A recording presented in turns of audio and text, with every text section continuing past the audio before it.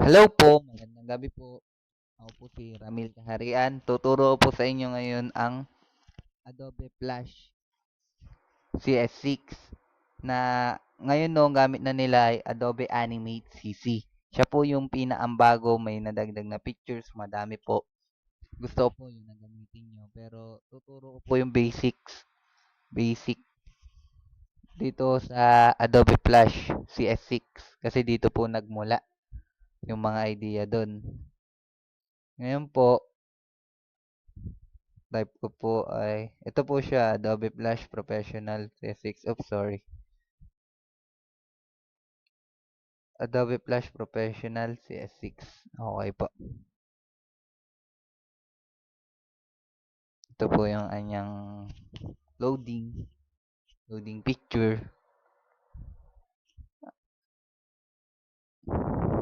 Una po syempre, ang tuturo ko muna sa inyo ay tools and equipments. Dun sa gagamitin natin. Kung paano siya gamitin. Alangan naman po, turo ko sa inyo na hindi nyo alam yung mga tools at kung saan ginagamit yung mga tools na nandun. Wait lang po natin yung loading. Medyo matagal po. Gawa po ng RAM ng computer ko.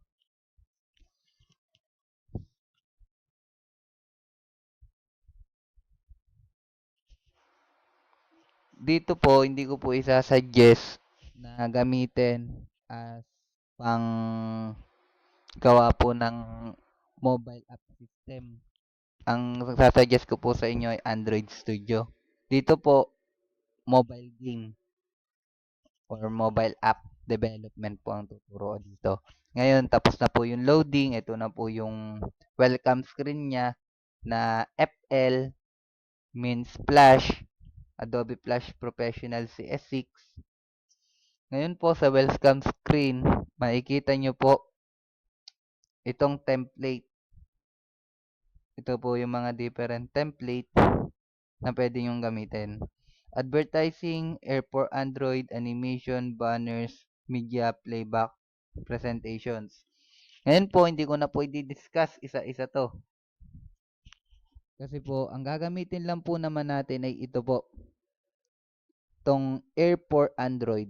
Kasi mobile app po yung gagamitin natin. Pwede po naman din click nyo Control N for new. Ito po, meron po siyang template or general.